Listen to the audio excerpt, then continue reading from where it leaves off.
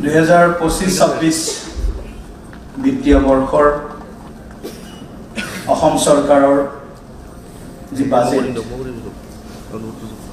এই বাজেটৰ প্ৰস্তুতি পৰ্বৰ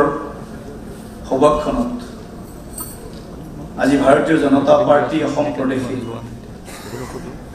ৰাজ্যখনৰ বিভিন্ন ক্ষেত্ৰত সন্মুখৰ পৰাই নেতৃত্ব দিয়া বিশিষ্ট ব্যক্তিসকল আৰু বিভিন্ন অনুষ্ঠান প্ৰতিষ্ঠান দল সংগঠনৰ নেতৃত্ব লোৱা সৰ্বস্তৰৰ